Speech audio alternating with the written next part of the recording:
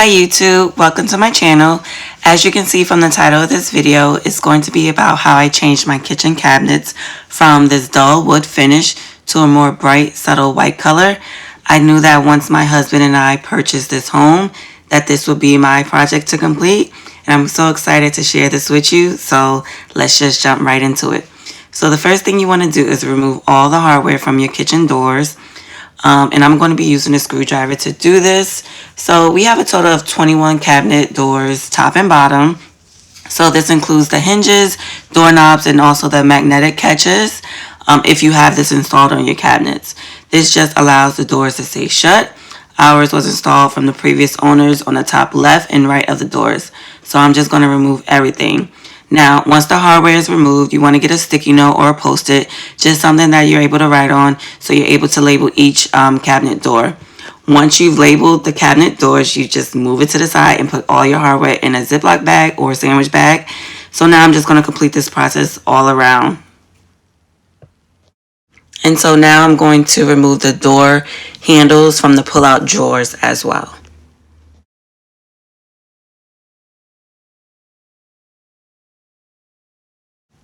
And so now this is how the cabinets look once the doors and the hardware pieces are off.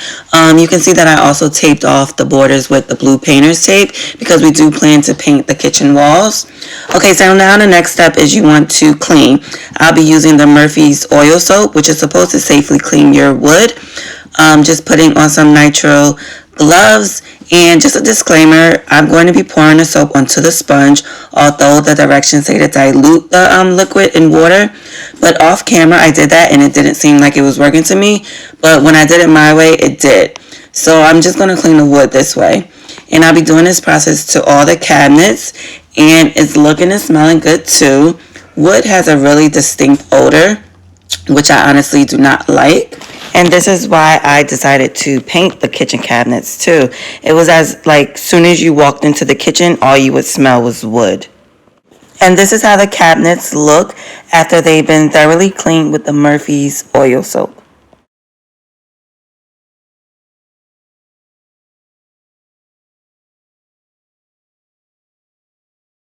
So now the next step is sanding. This is my first time using a sander. This one was borrowed from a family member, but you can also rent it from your local hardware store. I'm using the 150-220 grit sandpaper for this step. And you also want to use a mask so you're not breathing in the dust, because as you can see, it's a lot. And if you don't want to use a sander, you can also use a sanding block. With the sanding block, you're able to get in all the tight creases and crevices, and it also makes for an easier job because you're not dealing with a lot of dust. So once you finish sanding, you want to use a tack cloth. They usually come in a pack, and basically it's a cloth that's sticky and it picks up the tiny dust particles, which makes for an easier paint job. You don't want to paint when there's dust still on your wood.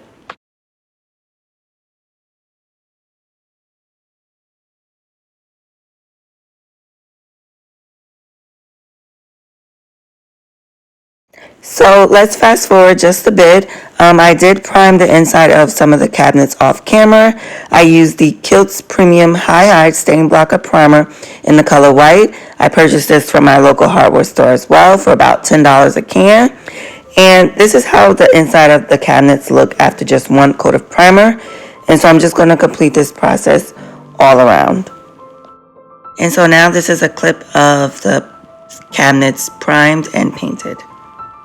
Okay, so now let's move on to the cabinet doors. So I started off with the top cabinets first. I cleaned the doors off camera, and I basically just followed the same steps as I did for the inside of the cabinets. I'm using the same 150-220 grit sandpaper, and like I mentioned previously, sanding just allows for a smooth and even paint job, so you want to make sure you don't skip this step. Let's move on to priming. Yes, everything that's going to be painted needs to be primed first. And you really don't need a lot of primer. One coat, in my opinion, is perfectly fine. And I was so excited to begin priming that I forgot to use the triangle tripods on the first couple of doors. But I did use them later on, which you'll be able to see.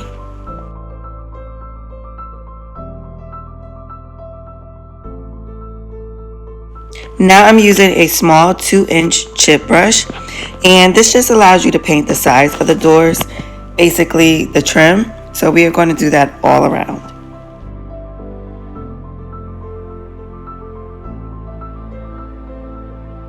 So now the waiting game. You want your primer to dry for at least an hour. The lighter coat you put on, the quicker the drying time, which is why I said you really only need one coat. So now after it's dried and you guys can see the pyramid triangle tripods I was talking about earlier, you just flip the door on the other side and you just repeat the process. The pyramids are really excellent. They do not puncture the wood, and they just elevate the door enough for you to paint around without having to touch the wet paint.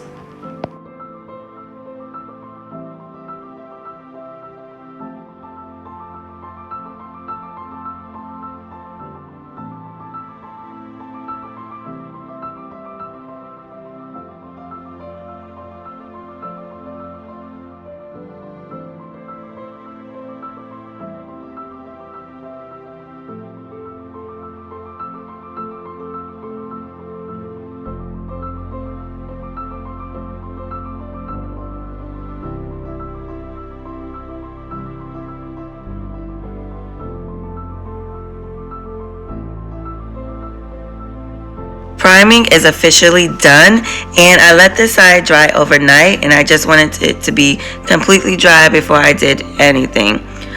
So the next day, which is actually the fun part, I'm using the Bare Urethane Alkyd Semi-Gloss Enamel in the color white. This paint is excellent for wood and cabinetry, and I picked this up from my local Home Depot store. Okay guys, so now we start the fun part. You can see that I poured some paint into the tray already, and so I'm just going to be using a 4-inch foam paint roller from Linzier to apply the paint.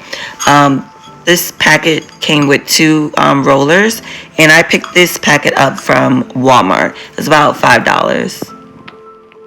So now I'm just going to take the foam roller, and I'm going to be using some brush-like strokes. I'm just going to brush it back and forth in a slow motion just so I can get some paint onto the brush, but not too much. The ridges that you see in the front of the tray, they just allow you to take off excess paint that you really don't need. So now, do you guys see the difference from the primer to the actual coat from the Bare paint? Look how gorgeous this is. It's literally like Snow White. And this is just only one coat that I'm doing right now. Wait till you guys see the second.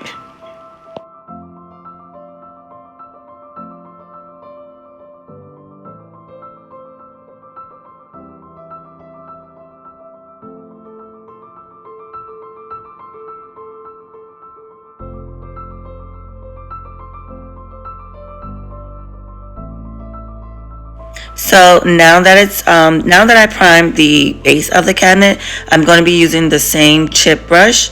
But here's a close-up of the brush so you can see how pretty small it is. Like I stated before, it's perfect for the trim and the edges of the doors.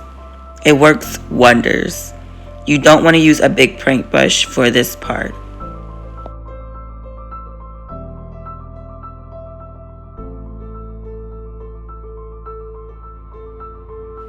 Here's a complete look of all of the cabinets. I actually did 2 coats of paint, and I let it dry for at least 2 days. And this is another reason why I say this is a time-consuming project, but it's well worth it. So now we made it to the final step, and that's putting the hardware back on. This is the easy part. You can use a drill or a screwdriver, whichever works best for you. And that's really it.